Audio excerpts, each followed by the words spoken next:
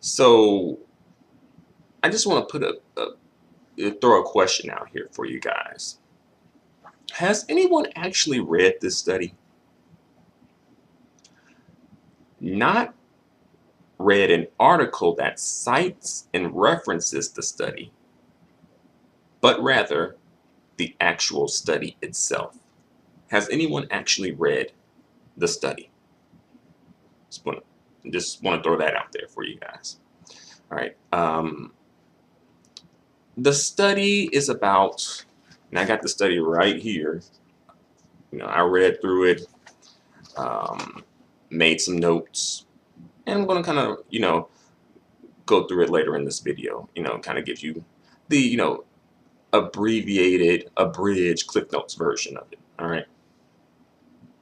But the study itself is about 21 pages, but only about half of those 21 pages are the study itself. Like about, from page 1 to page 9. After that, the rest of it is just references and tables. So you just really have to read the first 9 pages, And like I said before, the black media often misrepresents this study. And the media, typically more so probably like liberal media, but tend to misrepresent this study. And let me kind of go into that, all right? This study deals with fathers who are involved in their children's lives. Key phrase here, fathers who are involved in their children's lives. All right. This study does not include or even acknowledge absentee fathers of any, socioeconomic group. All right. Socioeconomic, sociocultural. Yeah, no.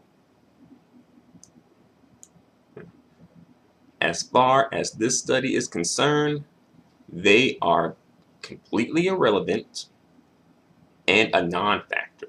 Okay.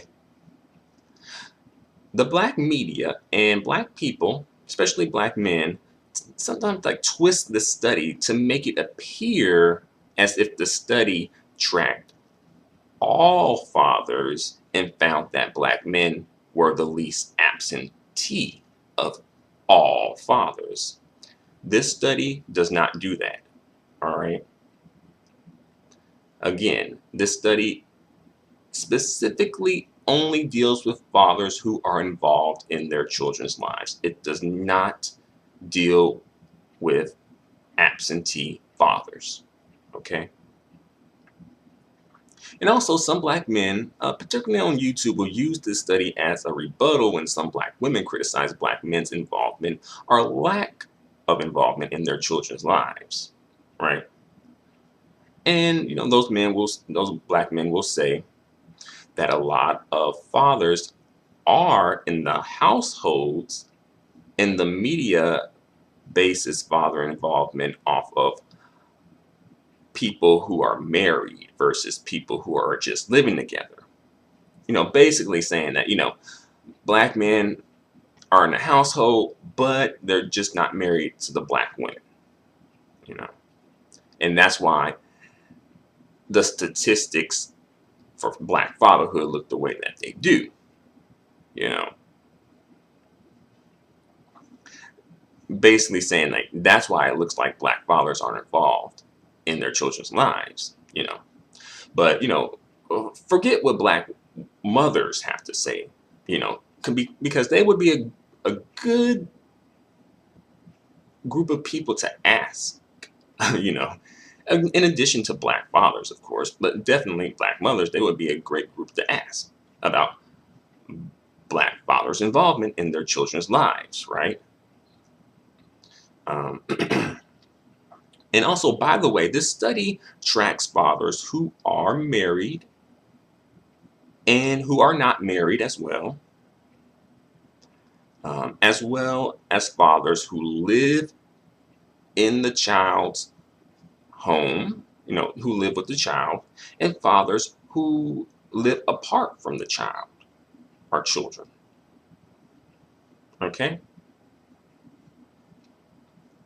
But notice when but notice that when the children in the black community have issues, then these black men, many times these same black men who will flip and cite this study, will blame black single moms and say black women traded black fathers for government assistance. When black women ask where are the black fathers at? It's like on one hand, they're saying the black fathers are involved and they're just not married, but they're in the same household. But then when something goes down and, the kids are having issues, as a collective in the community, then it's like, well, single mothers, single black mamas are the problem. They're the reason for this problem. And then when they're like, well, where are the black fathers at? You know, then it's like, oh, the black woman traded in the black father for government assistance. Or, the system got the black father and he's in jail because, he's just completely innocent and then didn't do nothing. And they just came up, arrested him on no charges in particular, and just put him in jail. Right.